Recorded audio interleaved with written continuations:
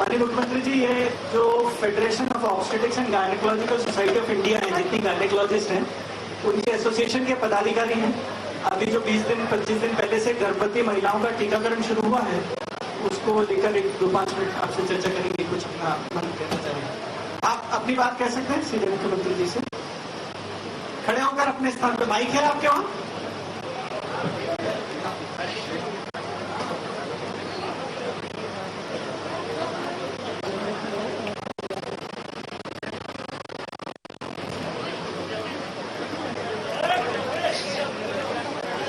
मुख्यमंत्री जी को हमारे Indore obstetric and gynae society की सभी सदस्यों की तरफ से मैं सम्मान प्रेषित करती हूँ और आपको बताना चाहती हूँ कि हमारी प्रथम महिला मिसेस मालोनी गौड़ जी, निशांत खरे जी और मनीष सिंह जी के जो मार्गदर्शन में जो चल रहा है टीकाकरण का कार्यक्रम, 2 फेज में हमारे यहाँ जिस तरीके से कुछ कंप्लेंट्स पेशेंट की आई है, तो हमारी सोसाइटी की तरफ से सबसे पहले तो डॉक्टरों का इंडक्शन प्रोग्राम बार हम लोग कर रहे हैं।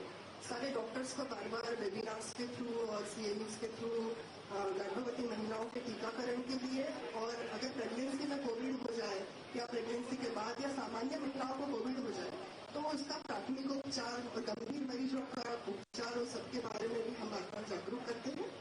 हमारे पैरामेडिकल जो स्टाफ है उसको हम लोग सिखा रहे हैं कि आप जिस तरीके से हिस्ट्री ट्रैकिंग करते हैं फीवर के लिए या कोविड के लिए, और इसके अलावा वैक्सीनेशन के लिए भी बोला जाए।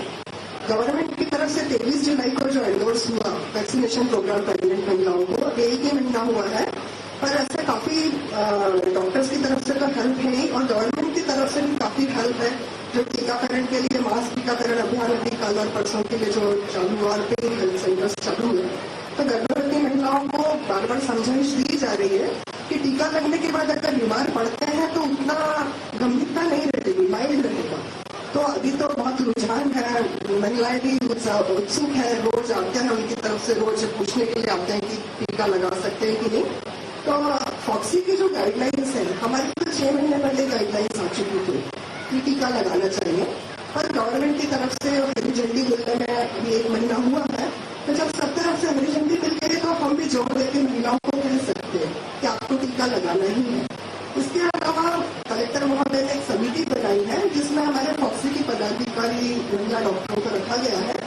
तो जो मैटरनिटी, जिन हॉस्पिटल्स में मैटरनिटी ज्यादा होती है, जहाँ डिलीवरी की संख्या ज्यादा है, वहाँ हमारे पदाधिकारी, हमारे पीडियाट्रिक कलीग्स और गवर्नमेंट के पदाधिकारी जाके उनका ICU, maternal ICU, neonatal ICU का चेक कर रहे हैं, इंस्ट्रूमेंट है कि नहीं उनके पास, एम्बुलेंस या उनके ऑक्सीजन की सुविधाएं, ऑक्सीजन प्लांट जहाँ लगे हैं वो वर्किंग है कि नहीं।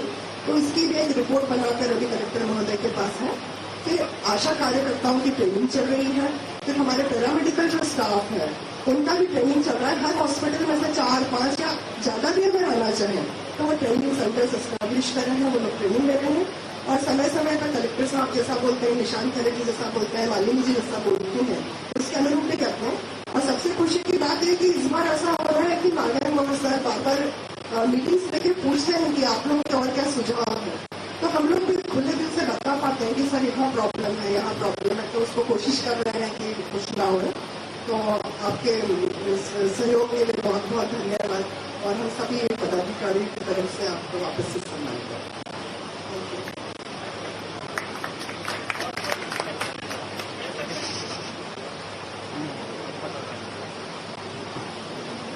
डॉक्टर कविता बात, मैं नेशनल वाइस प्रेसिडेंट हूँ फेडरेशन ओबीजीवाई। हमारा बहुत प्राउड एंड प्रिविलेज है कि इंदौर से हम 3 वाइस प्रेसिडेंट 48,000 गायनेकोलॉजिस्ट को रिप्रेजेंट करते हैं। और फॉक्सी ने ये बहुत ही पहले 6 महीने पहले ही एमएचओ के साथ, मिनिस्ट्री ऑफ हेल्थ के साथ ये डिक्लेयर कर दिया था कि we are doing the vaccination. तो हमारे नेशनल लेवल से तो हम जोर से कर ही रहे हैं और लोकल लेवल पे बहुत अच्छा हो रहा है और आई थिंक सब तरफ से सपोर्ट है। Thank you so much Nishant for giving us chance to be here. Thank you so much. और एक किसी और ने अगर संक्षेप में बात करनी हो तो कह दीजिए, थोड़ा संक्षेप में कहिएगा, फिर मुख्यमंत्री जी से आग्रह करेंगे प्रतिक्रिया। मैं डॉक्टर आशा बख्श, मैं भी वाइस प्रेसिडेंट इलेक्ट हूँ फॉक्सी की, जैसे कि डॉक्टर कविता बापट ने बताया। मेरे पास इनफर्टिलिटी के पेशेंट्स काफ़ी आते हैं और उन्हें हम प्रेगनेंसी प्लान करने के पहले ही बहुत ज़्यादा एनकरेज कर रहे हैं कि आप लोग वैक्सीनेशन लगाएं। और केवल वो ही नहीं, उनके हस्बैंड्स, उनके फैमिली। तो जैसे जिस हॉस्पिटल में, प्राइवेट हॉस्पिटल में मैं काम करती हूँ, वहाँ 300 वैक्सीनेशन हमने हॉस्पिटल में लगाए, तो उसमें से 92 जो पेशेंट्स हैं वो गर्भवती महिलाओं को वैक्सीनेशन लगाए गए हैं। तो इस तरह से हर तरफ से हम ट्राई कर रहे हैं कि वैक्सीनेशन लगे और हम उम्मीद करते हैं कि आगे कोरोना का जो विकराल रूप है वो यहीं खत्म जाए। Thank you. मुख्यमंत्री जी से आगे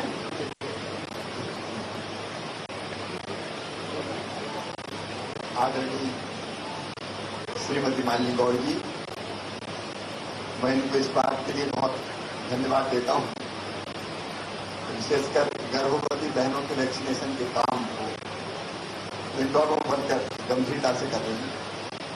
डॉक्टर निशांत जी जो कोविड की लड़ाई में प्रारंभ से ही हमसे जुड़े हुए हैं, आदरणीय महेंद्र जी, गौरव जी, आकाश जी, हमारे कलेक्टर, हमारे कमिश्नर और फॉक्सी के अंतर्गत काम कर रही मेरी सभी डॉक्टर्स, बहनें, मित्रों, मैं तो आज हृदय से धन्यवाद आपको देना चाहता हूं। एक ऐसा वायरस जिसको पहले दुनिया जानती नहीं थी, अचानक उसने अटैक किया तो पहले तो समझ में नहीं आया कि करें क्या। और फिर वैक्सीन भी जब बनी तो वैक्सीन किसको लगे, किसको ना लगे, और उसमें भी समस्या थी कि वैसी स्थिति में जब बहन गर्भवती हो तो हम क्या करें। अभी 1 महीने पहले जैसा आपने बताया, फॉक्सी तो 6 महीने से प्रयत्न में लगा था, लेकिन 1 महीना पहले ये अप्रूव हुआ कि हमारी गर्भवती बहनों को भी ये वैक्सीन लगाई जा सकती है। और मैं भी देख रहा था बड़े कॉन्फिडेंस के साथ मेरी बहनें यहां बैठी है वैक्सीनेशन के लिए। मन में कोई भ्रम नहीं है, मन में कोई डर नहीं है, पूरा आत्मविश्वास है कि वैक्सीन उनको भी और आने वाले बेटा बेटी को भी सुरक्षित रखेगा। इस अभियान में आप सब जुड़े हैं, मेरी तरफ से बहुत बहुत धन्यवाद, क्योंकि अवेयरनेस क्रिएट करना ये सबसे बड़ा चैलेंज है, सबसे बड़ा चैलेंज। आज हम सब जानते हैं कि वायरस आज की व्याधि वायरस है और मध्य प्रदेश में भी कम आ रहे हैं, नियंत्रित है, लेकिन पॉजिटिव केसेस आ रहे हैं।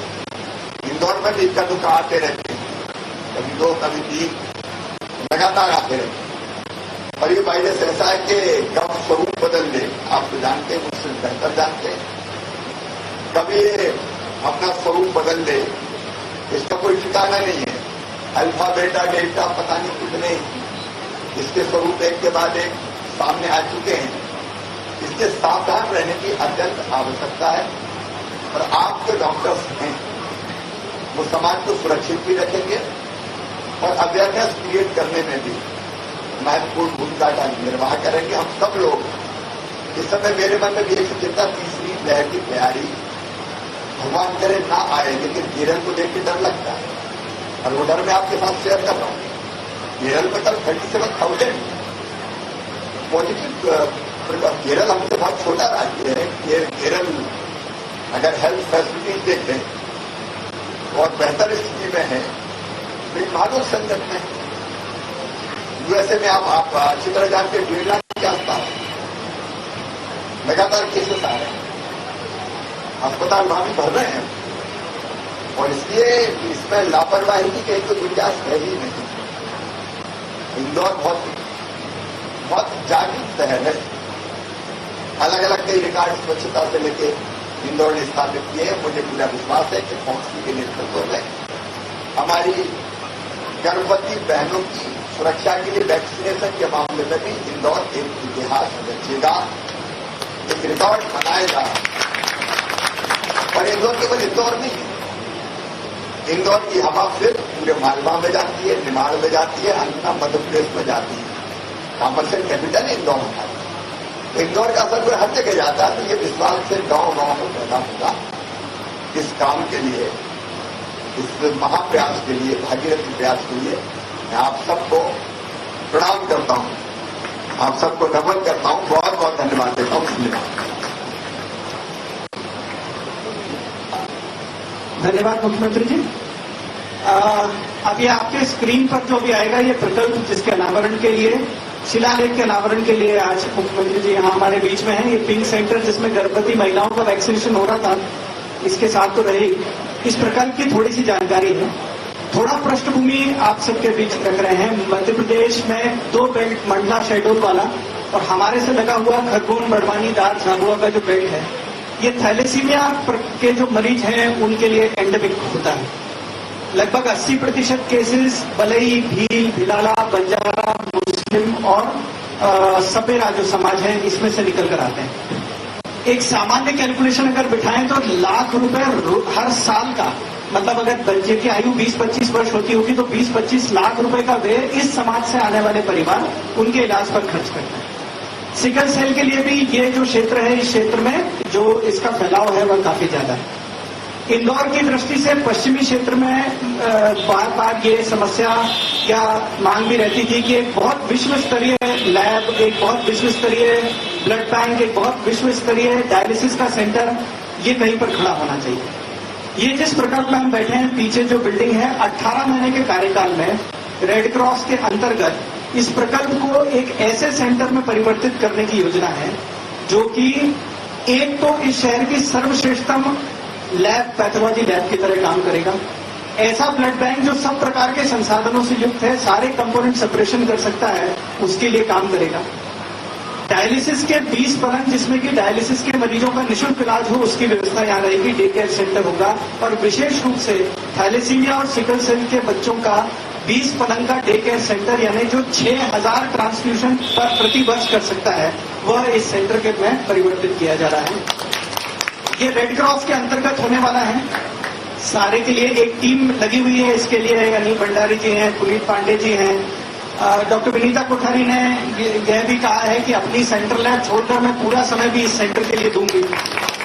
और जन सहयोग से इसके लिए आने वाली सारी राशि भी संजय अग्रवाल जी, राजेश गर्ग जी, पारस कटारे जी, ऐसे अन्य सभी डोनर जुड़कर लगभग सारी राशि जो है वह जन सहयोग से खड़ी की जा रही है।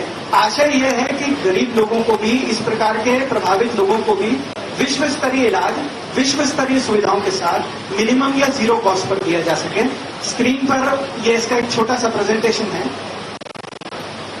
इसे मुख्यमंत्री जी से नाम प्रकल्प सुश्रुत दिया गया है। आयुर्वेद में रचना के अनुसार रक्त को दोष और रक्त को ऑर्गन के रूप में मानने की दुनिया में पहली बार व्याख्या आचार्य सुश्रुत ने करी थी। तो चूंकि रक्त से संबंधित है तो प्रकल्प सुश्रुत इसका नाम है। डायलिसिस, थैलेसीमिया सेंटर होगा, मॉडर्न ब्लड बैंक होगा और पैथोलॉजी लैब होगी। ये इसके रीच का मैप है। परिसर जैसा अंदर से घुसकर कैसे एम्बुलेंस आएगी और जाएगी, 2 ब्लॉक की रचना है। ये नक्शे हैं जिसमें कि इनको परिवर्तित किया जा रहा है और ऐसे करके 2 ब्लॉक में बनने वाला, विभिन्न सेक्शन में चलने वाला यह सेंटर होगा। अंत में जब यह प्रकल्प स्वरूप ले लेगा तो पीछे की बिल्डिंग इस प्रकार के स्वरूप में परिवर्तित हो जाएगी। ये इसका बर्ड्स आई व्यू है, ऊपर से जैसे इस तरीके से दिखाई देगा। एंट्रेंस का व्यू है जहां से दिखाई देगा। पेशेंट्स का वेटिंग एरिया, ये सारा 3D मॉडल में पुनीत पांडे जी ने डिजाइन करा है। पेशेंट का जो वेटिंग एरिया है, इस प्रकार का डायलिसिस सेंटर जो विश्व का आधुनिकतम डायलिसिस सेंटर हो, सब प्रकार की सुविधाएं वहां हो, इसके लिए इसमें प्रयत्न किए जा रहे हैं। एक छोटा सा वीडियो है, पुनीत जी, एक 30 सेकंड का एक वीडियो है, बस वो वीडियो प्ले कर दीजिए। वीडियो प्ले होने के पश्चात माननीय मुख्यमंत्री जी से आग्रह है कि शिलालेख का अनावरण। तो इस वीडियो के पश्चात माननीय मुख्यमंत्री जी 2 शब्द हमारे बीच कहेंगे, फिर शिलालेख का अनावरण।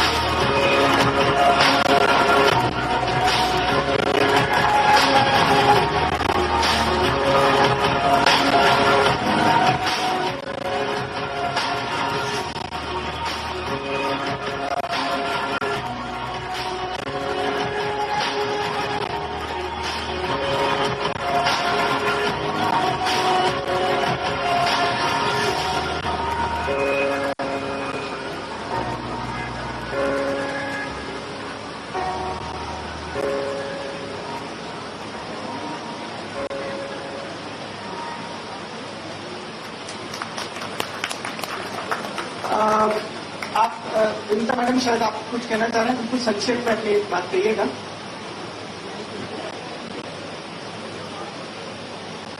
आदरणीय मुख्यमंत्री जी, कलेक्टर साहब जी, ये बहुत ही इम्पोर्टेंट प्रोजेक्ट है जिसके लिए आज हम इकट्ठा हुए हैं। और जैसे कोविड के पूरे टाइम हमने देख लिया कि डायग्नोस्टिक्स सबसे इम्पोर्टेंट है। कोई भी टेस्ट, कोई भी बीमारी समय पे अगर पकड़ ली जाए तो ट्रीटमेंट कम खर्च में हो सकता है।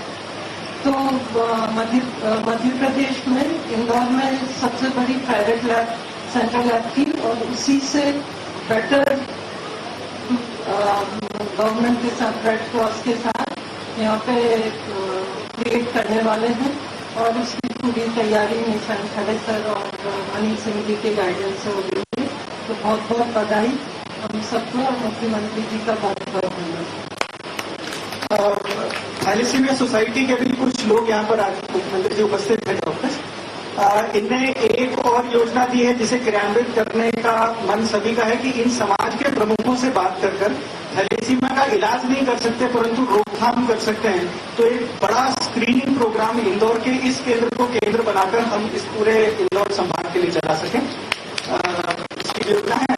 आप मुख्यमंत्री जी हमें इस प्रकल्प से संबंधित 2 मिनट संबोधित करेंगे। उसके पूर्व मैं भाभी से आग्रह करूंगा उस वक्त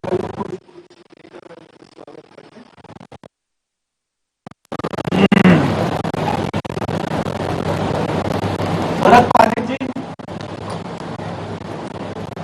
मैं तो आगे के लिए ले रहा हूँ, लेकिन मैं आपसे निवेदन कर रहा हूँ, आप आज हम सबकी तरफ से विनीता कोठारी जी का स्वागत करते हैं जो यहाँ पूरा समय ले रही है। विनीता जी, मैं भी हाथ लगा देता हूँ।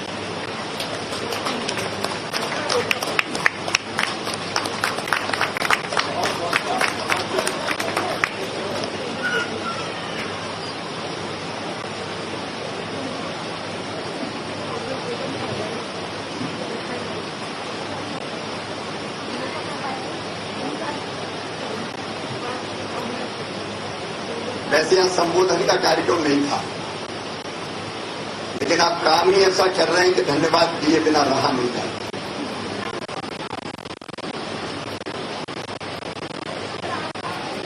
ये प्रकल्प सुश्रुत अद्भुत प्रकल्प है। इंसान जी आपने ठीक कहा, पूर्वी शरीर का अंग है, ऑर्गन है। ये सबसे पहले सुश्रुत उन्होंने दुनिया को बताया था। और 2 बीमारियां जिसके कारण मैं व्यथित रहता हूं,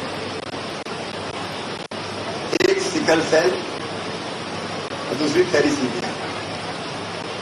कई माता पिता आते हैं और बोन मैरो ट्रांसप्लांट और उसमें जो खर्चा है वो पहले 15 लाख रुपया आता था। इसी बीमारी से व्यथित होकर जब हम लोग यूएसए गए थे, कलेक्टर भी हमारे साथ थे, तब हमने वहां के डॉक्टर्स के ग्रुप के साथ यहाँ एमओयू किया था कि बोन मैरो ट्रांसप्लांट के लिए एमवाई में हम लोग मिनट डालेंगे, वो हो रहा है, ताकि हम थैलेसीमिया का इलाज कर पाए। लगभग 15 लाख रुपया लगते थे, अभी यहाँ कितना खर्च आता है। तो ये ऐसी बीमारी के माता पिता बिल्कुल टूट ही जाते हैं। बच्चे की तो जिंदगी, क्योंकि जब तक ये बोन मैरो ट्रांसप्लांट ना हो तो खून बनता नहीं और जिंदगी बोझ जैसी बन जाती है। और सिकल सेल विशेष रूप से हमारे जनजातीय क्षेत्रों में, ट्राइबल इलाकों में बहुत होता है।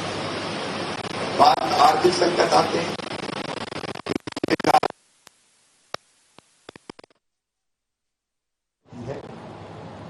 मैं इस प्रकल्प से जुड़े हुए बहन विनीता जी को, आदरणीय अनिल भंडारी जी को, भाई संजय अग्रवाल जी को, राजेश गर्मी जी को, पारस कटारिया जी को और जितने मित्र जुड़े हैं उनको हृदय से धन्यवाद देता हूं।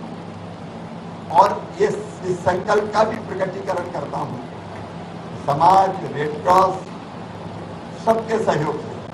लेकिन सरकार भी पीछे नहीं रही। हमारा संकल्प है कि हम थैलेसीमिया और सिकल सेल का निःशुल्क इलाज प्रोवाइड करे गरीब निम्न मध्यम वर्गीय और मध्यम वर्गीय परिवारों को, जो इस बड़े खर्चे को वहन नहीं कर सकते। हमारा 21वीं सदी में हमारा प्रदेश है।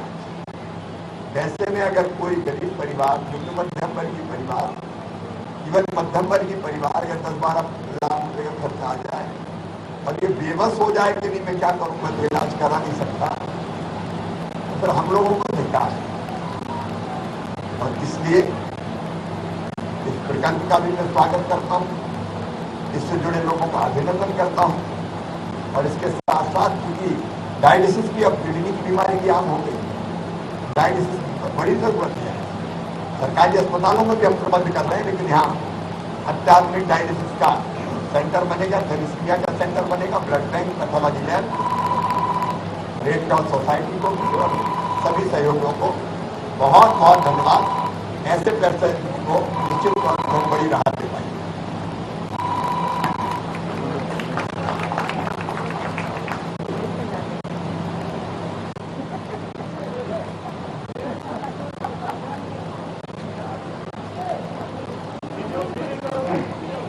अरे साइड से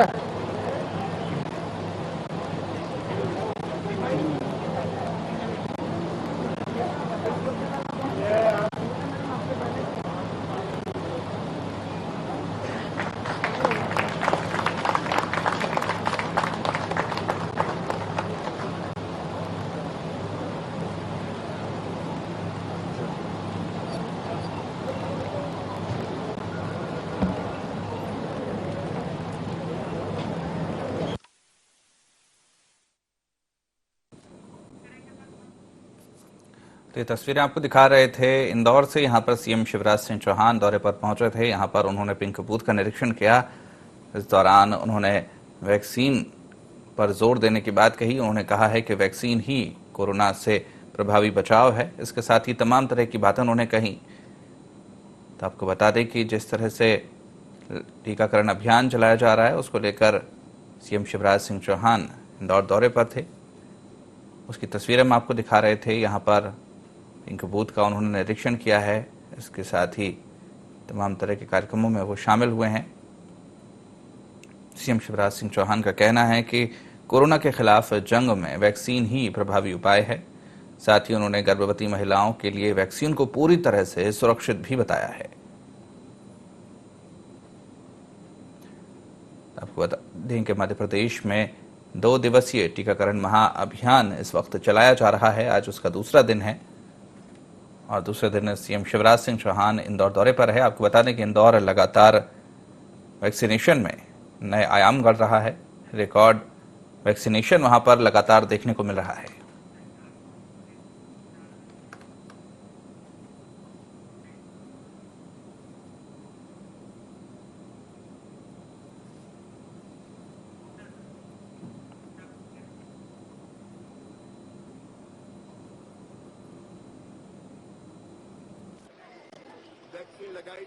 हाथ इंदौर ने यह अभिनव प्रयास किया।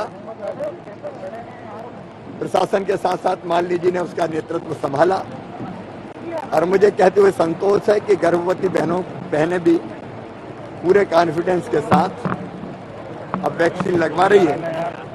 इससे कोविड से उनका बचाव हो सकेगा, सुरक्षा चक्र उनको मिलेगा और आने वाले बेटा बेटी भी सुरक्षित रहेंगे।